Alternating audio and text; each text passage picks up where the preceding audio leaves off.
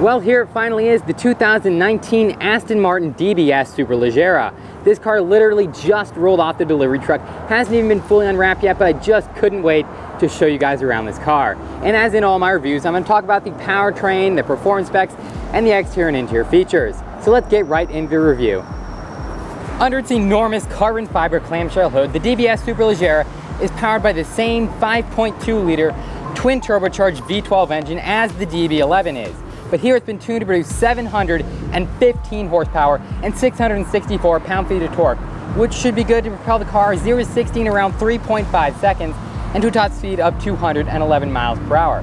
Now, unfortunately, as I'm sure you can imagine, all this performance does leave a little bit of a mark upon fuel economy, so your combined MPG is going to be right around 12.5.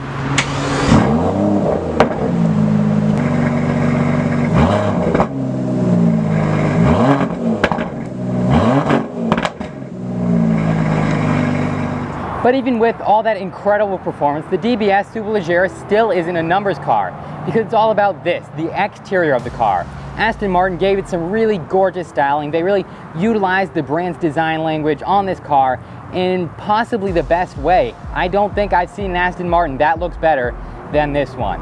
I love the way they have this deep red color available, along with all these dark accents like this huge mesh grille up front that helps cool the engine. All around the car, you've got standard carbon fiber accents like this huge front splitter up here to increase the downforce produced by the car, and then the carbon fiber roof as well to keep the center of gravity lower. On the side of the car, it comes with 21-inch rims. I love the way, again, that it's black and it just really contrasts this red color and gives it a super dynamic, aggressive look. Now, something interesting about the side of the car, you'll notice there's a bit of an opening just behind the door. And what that opening is for is to send air through the back of the car, through the trunk, to the rear spoiler, where it has a little vent and it spits the air out that vent to increase downforce even more. Aston Martin calls it the Aeroblade 2, and it's a pretty similar technology to the Aeroblade 1 that they used on the DB11. But now I say it's time we hop in and check out that interior.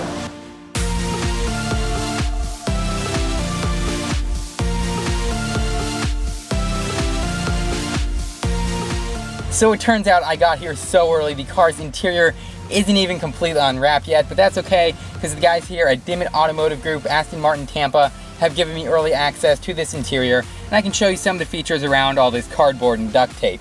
Underneath all this plastic wrap, it is a full leather interior with a number of different color options and dual tone interior options available. A bunch of different trim options as well. You've got piano black, wood, carbon weave, or what we see here, which is kind of this chopped carbon look. And this is becoming increasingly more common in Aston Martins, I've noticed, for this chopped carbon material to be throughout the interior. And it has a very, very sophisticated, high quality look that kind of also is performance as well, since this is carbon fiber.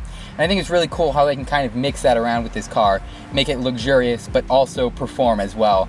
Overall, it's pretty much the same layout as the outgoing Vanquish and the DB11. It shares a lot of tech with Mercedes-Benz, as we can see here in the center console touchpad area, which controls the 8-inch infotainment screen. And then also here we have the Aston Martin TFT 12-inch digital gauge cluster right behind this gorgeous 3-spoke steering wheel. Obviously, it's hard to give my full impressions when it's all covered up like this, but the seats feel very, very, very comfortable. Aston Martin always impresses me with the quality and comfort of their seats. I said that in my review of the Vanquish Volante as well. Very, very comfortable interior. Also, all the leathers and the materials in here are very soft, fine, except for the black duct tape on the steering wheel. Unfortunately, it looks like they kind of cheaped out there. Not a big fan of that, but hopefully that will be improved in future models. Jokes aside though, this is a fantastic interior. I definitely like the way they have this set up. If you guys are into Aston Martins, make sure to check out my POV ride in the new Aston Martin Vantage right there. Or if you're more into exotic cars in general, check out my review of the new 600 LT right there. But as always guys, thank you for watching. Make sure to like, subscribe, and comment.